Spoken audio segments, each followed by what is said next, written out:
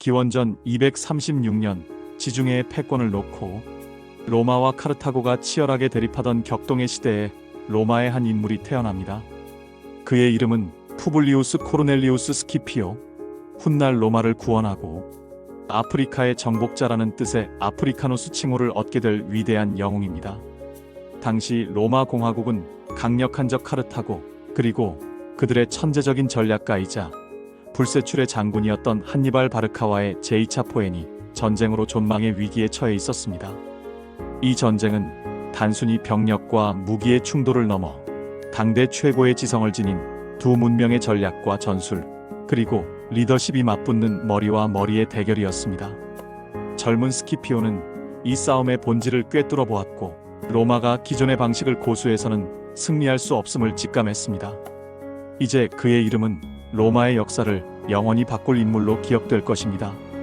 한니발의 대담한 알프스 횡단은 로마 전역을 충격과 공포에 빠뜨렸습니다.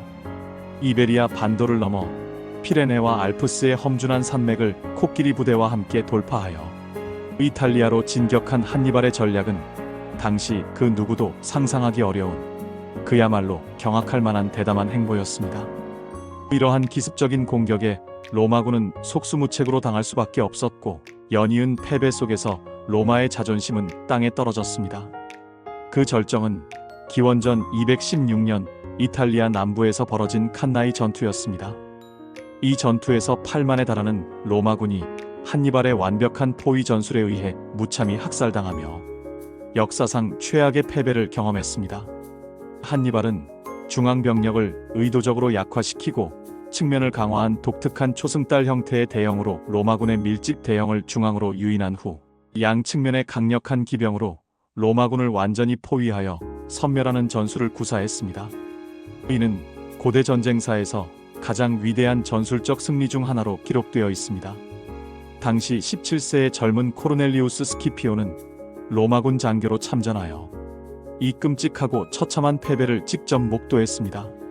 그는 이 경험을 통해 깊은 절망과 함께 한니발을 능가하는 새로운 전략과 복수에 대한 강렬한 열망을 품게 됩니다. 로마는 절망의 나락으로 빠져들었지만 스키피오의 마음속에는 이미 변화의 씨앗, 즉 한니발의 강점을 학습하고 극복하려는 혁신적인 사고의 씨앗이 움트고 있었던 것입니다. 로마가 이탈리아 본토에서 한니발과 지루하고 소모적인 지구전을 펼치는 동안 스키피오는 감히 누구도 상상치 못했던, 그러나 매우 대담하고 역발상적인 전략을 제시합니다. 그것은 바로 한니발의 본거지이자 카르타고의 중요한 보급 및 인력, 공급처였던 이베리아 반도를 먼저 공략하는 것이었습니다. 그는 한니발이 이탈리아 본토를 유린하고 있는 상황에서 카르타고의 심장부를 공격함으로써 한니발의 발을 묶고 전쟁의 양상을 전환해야 한다고 주장했습니다. 원로원 내부에서는 젊은 스키피오의 과감한 제안에 대한 반대가 심했지만, 스키피오는 자신의 확고한 의지와 탁월한 논리로 원정군 지휘권을 얻어냅니다. 기원전 209년 그는 이베리아 반도로 향했고, 그의 첫 번째 목표는 카르타고의 중요한 거점이자 보급 기지였던 새로운 카르타고 노바였습니다. 스키피오는 단순한 정면 공격 대신 기만 전술과 지형적 이점을 절묘하게 활용하여 도시를 함락시켰습니다. 특히 그는 만조 때는 물에 잠기고 썰물 때만 길이 드러나는 지형적 특성을 간파하고, 썰물 시간을 이용하여 병력을 진격시켜 도시의 방어, 병력이 전혀 예상치 못한 방향에서 기습적으로 도시를 점령하는 놀라운 작전을 성공시켰습니다. 하지만 그의 진정한 리더십은 여기서 더욱 빛을 발합니다.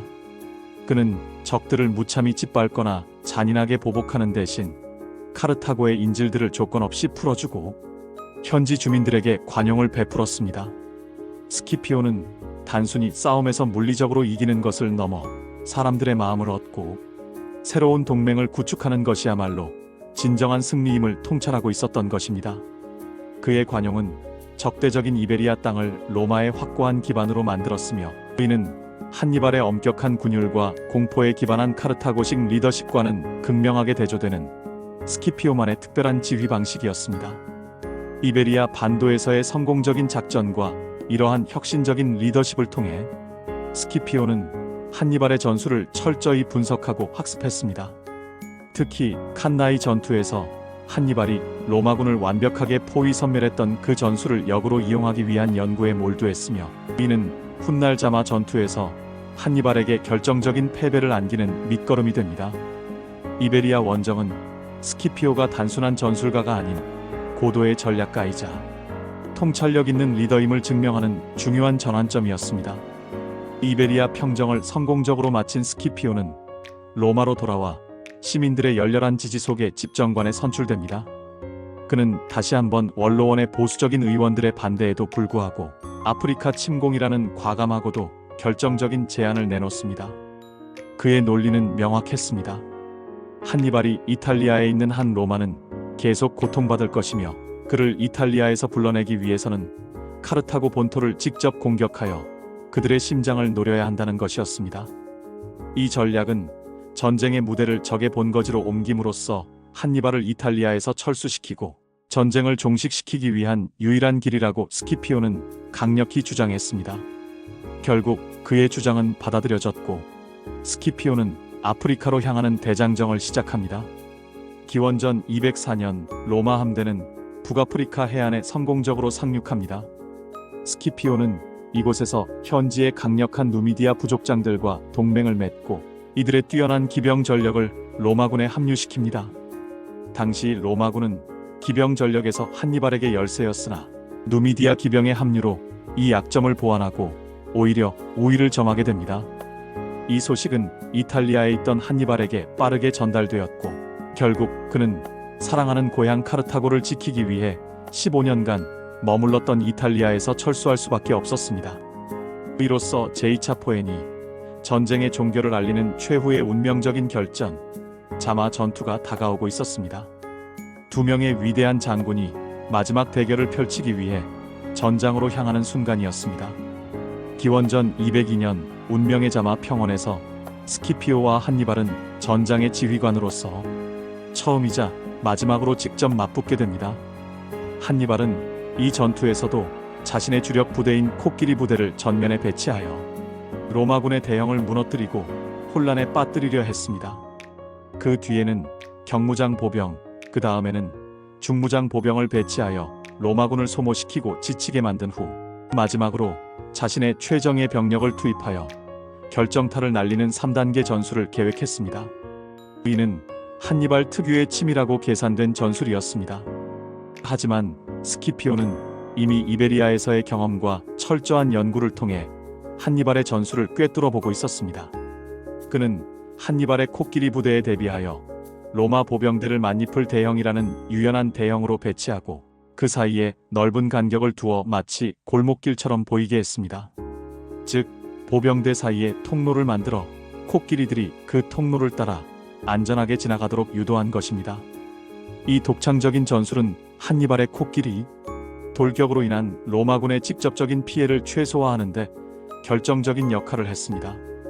코끼리들이 통로를 따라 달려나가 전열을 벗어나게 되면서 오히려 카르타고군 자체에 혼란을 야기하기도 했습니다. 또한 스키피오는 자신이 누미디아 기병과의 동맹으로 확보한 우세한 기병 전력을 최대한 활용했습니다. 그는 동맹군인 누미디아 기병대와 로마 기병대를 양측면에 배치하여 카르타고 기병대를 격파하고 전장에서 이탈시켰습니다. 이는 한니발이 칸나이 전투에서 보여주었던 기병 운용의 핵심을 역으로 이용한 것이었습니다. 이후 로마 기병대는 전장을 벗어나 도주하는 카르타고 기병대를 추격하는 척하다가 크게 우회하여 한니발 보병대의 측면과 후방을 공격하기 위한 대규모 기동을 시작했습니다. 보병 간의 전투는 매우 치열하고 길게 이어졌습니다. 한니발은 3단계로 병력을 투입하며 로마군을 압박했지만 스키피오는 탄력적인 병력 운용과 적절한 시기에 예비대를 투입하는 노련함으로 한니발의 공격을 효과적으로 막아냈습니다. 그리고 마침내 전장을 크게 우회했던 로마 기병대가 한니발 보병대의 후방을 덮쳤습니다. 이것은 칸나이 전투에서 한니발이 로마군을 포위 섬멸했던 바로 그 전술, 즉 양측면에서 공격하는 기병대가 적의 후방을 포위 섬멸하는 전술을 스키피오가 한니발에게 역으로 적용한 결정적인 순간이었습니다. 후방을 공격당한 한니발의 보병대는 더 이상 버틸 수 없었고 전장은 로마의 압도적인 승리로 기울었습니다. 한니발은 전장에서 필사적으로 탈출하여 카르타고로 돌아갔으나 더 이상 싸울 여력이 없음을 인정하고 로마의 항복을 권고할 수밖에 없었습니다. 자마 전투는 스키피오의 뛰어난 전략적 통찰력과 전술적 유연성, 그리고 로마군이 확보한 우세한 기병 전력 덕분에 로마의 결정적인 승리로 막을 내렸습니다. 이 비극적인 패배로 카르타고는 로마의 굴욕적인 항복을 할 수밖에 없었고 막대한 전쟁 배상금을 지불하고 강력했던 해군력을 거의 상실하는 등 쇠퇴의 길을 걷게 되었습니다. 반면 스키피오는 이 위대한 승리 덕분에 아프리카누스라는 영광스러운 칭호를 얻으며 로마의 영웅이자 구원자로 추앙받았습니다. 자마 전투는 제2차 포엔이 전쟁을 종결짓고 로마가 명실상부한 지중해의 패권을 장악하는데 결정적인 역할을 했습니다. 스키피오는 단순히 전쟁의 물리적인 승리를 넘어 적의 강점을 철저히 분석하고 학습하여 이를 역으로 이용하는 혁신적인 전략적 사고를 보여주었습니다. 또한 적에게도 관용을 베풀어 마음을 얻고 새로운 동맹을 구축하는 진정한 의미의 리더십을 발휘하며 로마를 구원했습니다. 그의 이름은 로마 역사상 가장 위대한 장군 중 한 명이자 전략과 리더십의 표본으로 영원히 기억될 것입니다. 스키피오 아프리카누스의 이야기는 시대를 초월하여 오늘날 우리에게도 많은 교훈을 전해줍니다.